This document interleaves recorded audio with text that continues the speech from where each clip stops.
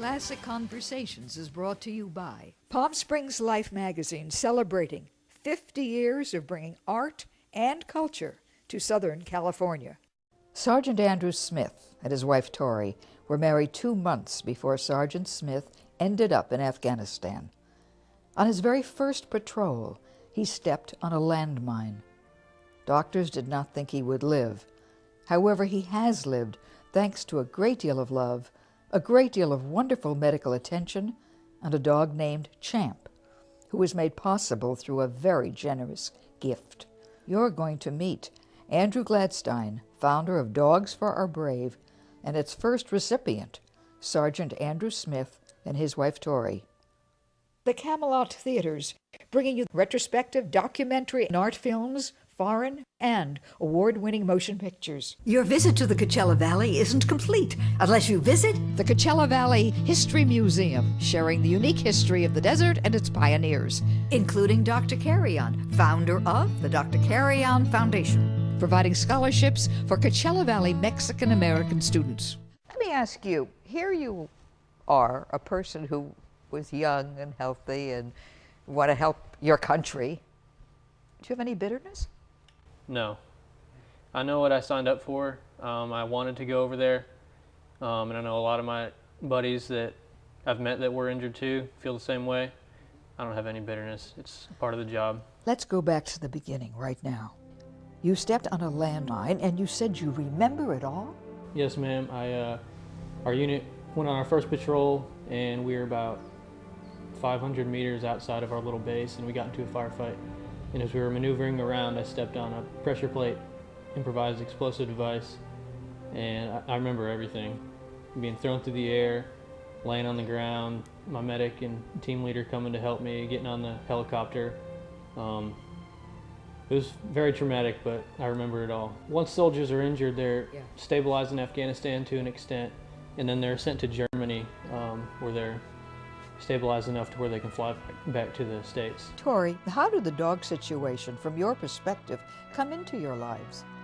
We were getting ready to leave Walter Reed, and it's something we wanted to do. We were ready to go back home, and we felt like Andrew was ready. We were scared leaving all our friends, but Andrew went down to the physical therapy place to say bye to everyone, and they were talking about dogs, and he goes, "Oh, I want to get a dog."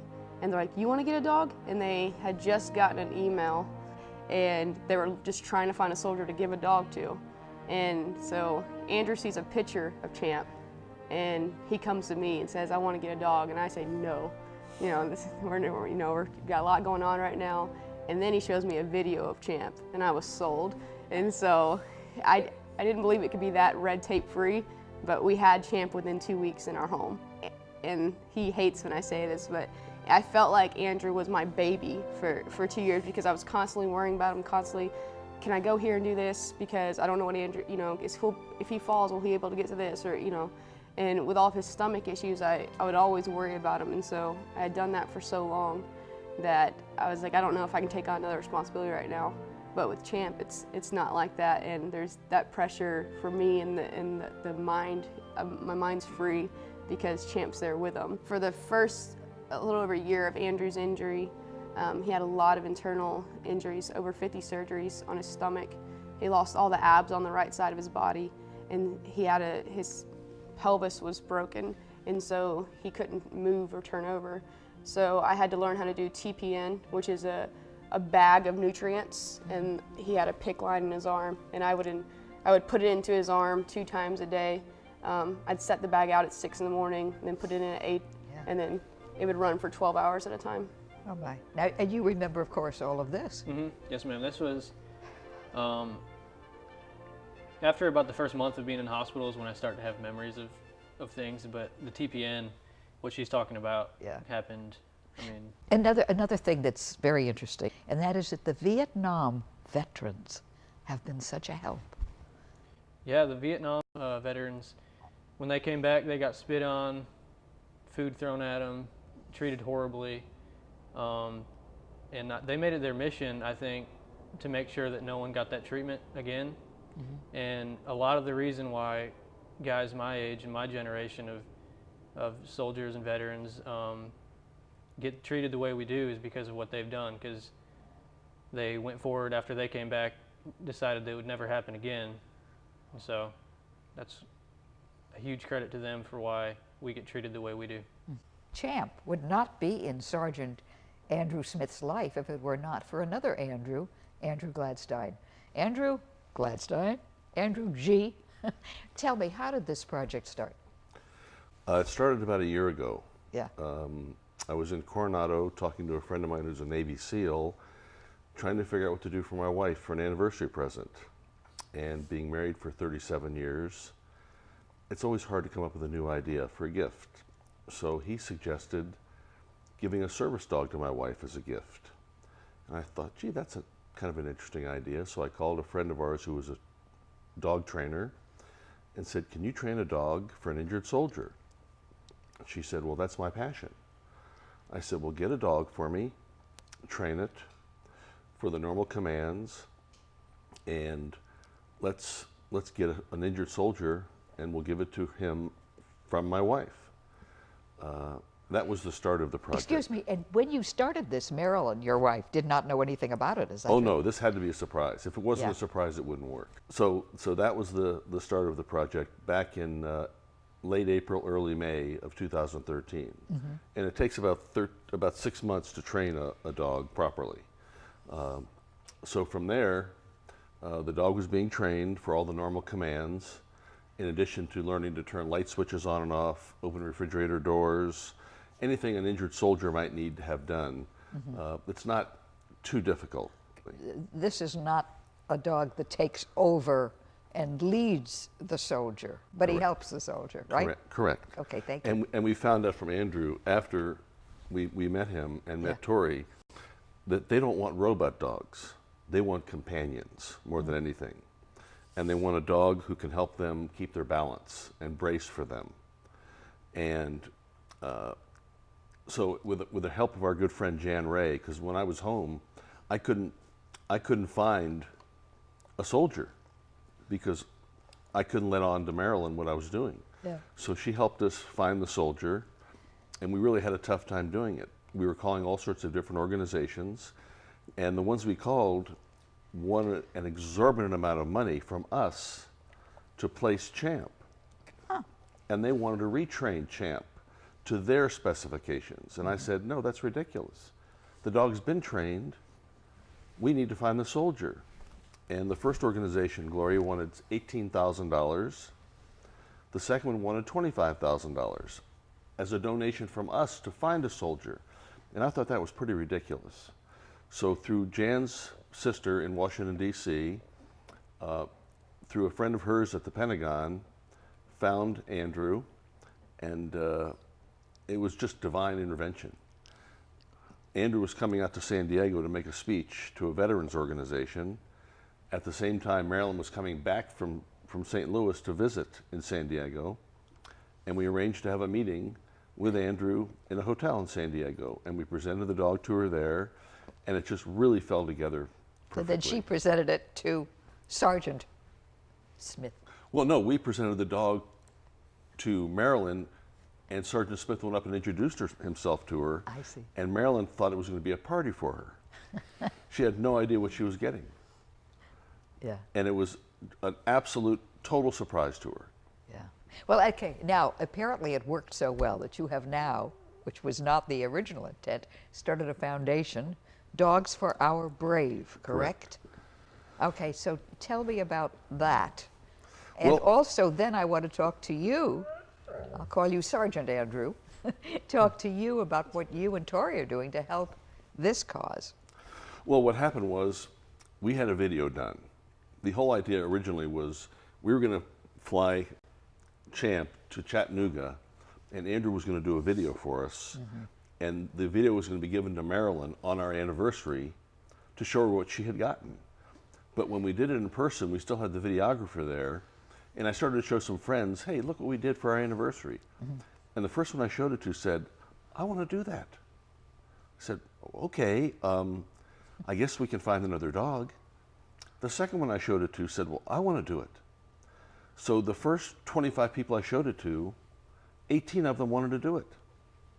So I said to Marilyn, I said, you know, we can't let this drop. This is going to be this can be a real godsend for a lot of our soldiers who are protecting us, who have protected us, and we're here. Started looking into forming a 501c3. Andrew called me from Chattanooga about a month after he had Champ and said, we have a little problem. Champ is roaming a little bit when we let him loose outside. So we called the invisible fence of Chattanooga. And he had heard about Andrew and immediately said, I'm donating a complete invisible fence free for Andrew, which is about $2,500. And in addition to that, I'm going to make sure he gets a veterinarian to work with him free for life. And in addition to that, wherever you place a dog in the U.S., I'm going to make sure the invisible fence company in that area gives him a free invisible fence. That's amazing. And I said, wow, that's wonderful. Then my daughter, who happens to be a pharmaceutical rep for veterinarians, said, well, I'm going to get a hold of the food companies, whether it be Purina or Hills, and we're going to make sure they give them food for life. So we're going to make sure their food is taken care of, their medical bills are taken care of, so the soldiers have nothing to worry about. Amazing. When they get these dogs. Yeah. And I don't think any other organizations do that. The soldiers have to pay for their food and their medical bills, and we wanted them to be free of any debt when they get these wonderful animals. We wanted them to just enjoy them and have them as their companions. That's just wonderful. So the foundation is called? Dogs for Our Brave. Yeah, that's just terrific. And we'll be back with you in just a few seconds. Spencer's Restaurant at the Mountain remains a popular Palm Springs tradition of culinary excellence. With award-winning executive chef Eric Wadland, local magazine and newspaper readers have voted Spencer's Best Sunday Brunch, Best Power Lunch, Best Wine List, Best Chef, and Most Romantic. Spencer's is a blend of stylish elegance and comfortable informality. 4-star American cuisine with a Pacific Rim influence. For reservations or to plan your private party or meeting in the Bougainvillea Room, phone 760-327-3446. Do you hear what I hear? Do you hear what I hear? The sounds of the world are clear again. I can hear, I can hear, I can hear. Jackie can hear, he can hear, he can hear. Why? Why? Because you took me to advanced hearing, that's why. I did. Advanced hearing, where we both got an anthem. We can hear. And now, helping other soldiers, how does that work? Because I know that you are trying to help them get dogs. And what has it meant to you to have Champ? It's meant a great deal to me and Tori. I mean, we both fell in love with him the minute we saw him, and he's part of the family. He's like our baby. And he's my buddy that I get to take with me wherever I go. So. And you want others to have that feeling, because I guess so many are lost if they don't have him. When you're lucky you had Tori. I mean, this could happen to somebody that doesn't have a Tori in their lives. Right. There's a lot of guys that get injured and they have family, but they don't have they don't have a strong supportive wife, or they don't have a wife or anything. I mean, a dog could just be a great addition to help them in their recovery. And there's some wonderful things that have happened, which we're going to get to a little bit later. In fact, I'll mention it now, and then later we're going to hear her sing. Patricia Welch, who's a wonderful singer, has put out this CD called Unsung Heroes. Every song on the CD, she tells me, was written by a soldier, except one that was dedicated to all of the soldiers who have helped our lives and kept us free. We're going to listen to that in a few minutes. But it's just great. So your foundation, how many people do you have, and how is it going? Well, it's going wonderful. We have everybody I've asked to help us have jumped at the opportunity. We have 8 board members.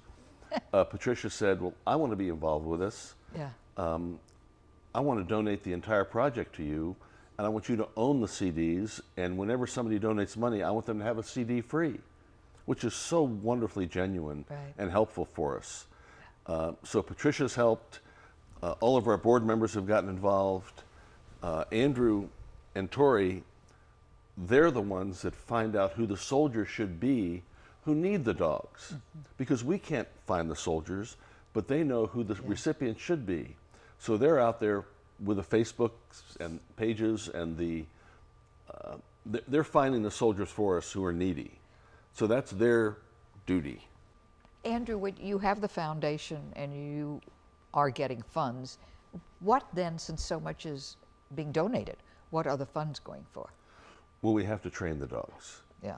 The training academy, California Dog Academy, they rescue the dogs, but they have to pay for the trainers to train the dogs. And that takes 4 to 6 months. And we think it costs between $6,000 and $7,000. One of the 2 trainers who run the academy go to the soldier's home with the dog. They fly there and spend 2 or 3 days in the home acclimating the dog. So it costs money to fly there, to rent a car, to stay in a hotel. We want to make sure that the dogs are comfortable in the home and the soldier's comfortable. There may be a task or 2 the soldier needs the dog to do that we weren't aware of, that we want to make sure this is taken care of. So there are costs involved, of course. And if we hit our goal of providing 50, 75, 100 dogs a year, it is expensive. Training these dogs, you have to pay the trainers, and the majority of the training, which we didn't talk about, Andrew can go to the movie theaters with Champ. He goes grocery shopping with Champ. He goes to the department stores with Champ. He's around a lot of crowds with Champ, and Champ is totally acclimated in crowds and around people, which is one of the training modes they go through, is having him around a lot of people. So he is comfortable. And that's one of the most important things they can do in training a service dog, is to make sure they're comfortable, or traveling on a plane, or sitting in a restaurant. So it does cost money to do those things. And also, I understand your mother, Sergeant Smith, I'm calling you Sergeant Smith so the Andrews don't, has put out the website? Yes, ma'am. My mom has built a website for Dogs for Our Brave, and so that people have a place to go to learn about it. And so you now, apparently, because you were going to make a speech even before you had Champ, so apparently you are speaking and going to veteran organizations, or what? I wouldn't call myself a speaker, but I've done a few things. Yeah. For back home, and then the thing out in San Diego was for another organization. But done just a little bit of stuff. Okay, and so how do you go about finding the soldiers who may need and want a dog? Not everybody loves dogs, too, you know? I do. Yeah, sorry. I guess I've kind of spear-pointed that, where we started the website and we put fillers out there on that, and then we're using Facebook and other social media devices to really get the name out. And you know, everyone's hesitant to do this because, like, well, where's the red tape at? You know, where's the millions of pieces of paper I have to fill out, or where's this, and this? And when I tell them, no, it's free. We're a living example. You know, not only are we helping with Dogs for Our Brave, but we got Champ through it. It's just blown up, and we're getting inquiries each day. You are. From very deserving wounded warriors. You know, not just soldiers, but every service, and that have been just so excited. And one of our good buddies is actually getting the next service dog, and we sent him pictures of his service dog yesterday, and he's really excited, little Bella. I think that it's also interesting that the lady who trains these dogs, these are dogs that they've been rescued. They too are getting a better life. Well, we don't buy dogs. Yeah. We only use rescue dogs. That's amazing. Yeah, we think that's the right thing to do. So she finds the rescue dogs, she evaluates them, and not only that's just one piece of the puzzle. Andrew told us that he had pretty much given up the idea of getting a service dog because you just can't get them. They're so hard to come by because they're so expensive, because the organizations that have them want so much money donated to give them to soldiers, and the red tape that he had to go through, if I'm not mistaken, was so ridiculous. So we said, well, let's just cut that out. Let's cut the entire government portion out of it. Just want to reiterate once more, so that there is no confusion, that some of the service organizations that train dogs, and I think of the guide dogs, where the veteran cannot see, cannot really do anything without the dog, cannot walk, cannot cross a street, et cetera, et cetera. So those dogs really have to be trained in a different way, and it is very costly. So I just think that difference should be made clear for our viewers, because there is a difference. Well, there are some wonderful organizations out there helping our wounded veterans. Yeah. Absolutely wonderful. But most of them have to go through the VA or some government agency to access them. We don't. Correct. We have taken the government portion out of it, and we use our wounded soldiers as our point people to find our wounded soldiers. And who knows better who needs a dog than our wounded soldiers? Yeah. And Andrew and Tori are just such wonderful examples of our heroes and how they carry themselves, and we're so proud of them. And I said to Marilyn, I said, what a better example of who needs a service dog than Andrew Smith, Sergeant Andrew Smith. So Andrew's is our person. And what a better example. I know that you flew out here with, of course, Champ on the plane with you, and we'll go back with Champ. And he goes everywhere with you, correct? Yes, ma'am. He's able to go wherever we go. If I have to go somewhere, I can take him with me, which is awesome to be able to have a buddy with me wherever I go. That's great. Just wonderful. Now, you're working on your master's? Did you tell me that? We both are, actually, yes. Mm-hmm. And what do you plan to do? Well, I'm getting a master's in management with a concentration in Homeland Security. Still don't know exactly what I'll do with that, but I have some time to figure that out. So. Yeah. And Tori, you want to take the bar? Right? Well, I was in law school when Andrew stepped on the IED, and Chattanooga doesn't have any law schools right now. So I hate to say as a default, I'm working on my MBA. And so until Chattanooga gets a law school, and then maybe I'll be a dual threat, but I'm not sure. I'm not sure what I'm going to do just yet. Well, I think that again, your story is inspirational, very inspirational, and certainly both Andrews are an inspiration. And what a wonderful gift as an anniversary gift. I love that total unselfishness of it. I think maybe now we can hear Patricia sing from her album, Unsung Heroes, which now belongs to the Dogs for Our Brave. Dogsforourbrave.com is our website. Oh, fine. Okay, good. And I know the song that she is going to sing was written by someone really in honor of all the soldiers whose songs are on the CD, as I understand it. Okay, Patricia? This is a song about a little child who had a father who was a soldier who went off to war, and he didn't make it back. And although the song is very sad, it is a constant reminder of the ultimate sacrifice that so many have given for our freedom. Let us be grateful and thankful for that.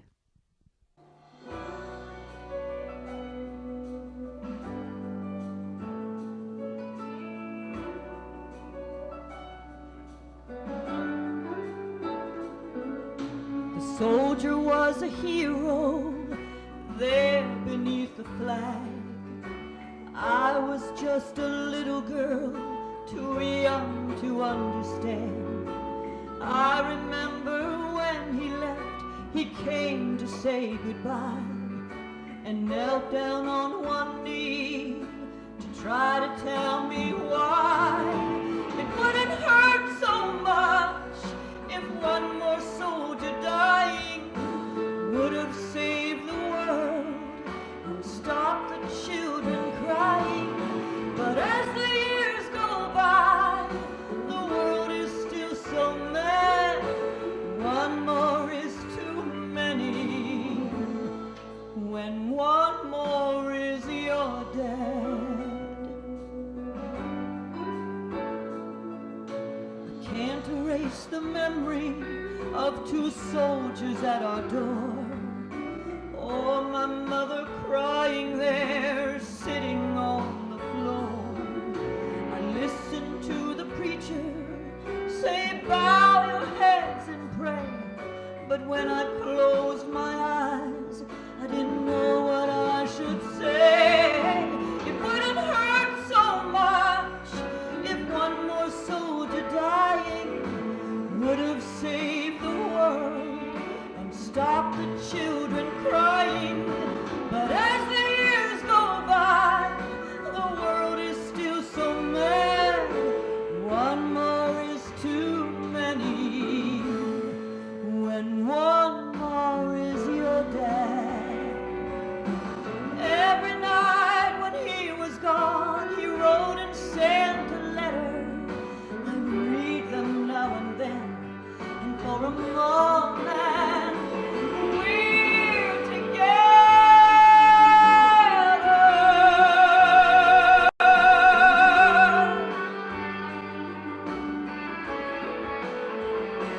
Oh, it wouldn't hurt so much if one more soldier dying would have saved the world and stopped the children crying. But as the years go by, the world is still so mad. One more is too many. When one more is your dad. One more is too many. When one more is your dad.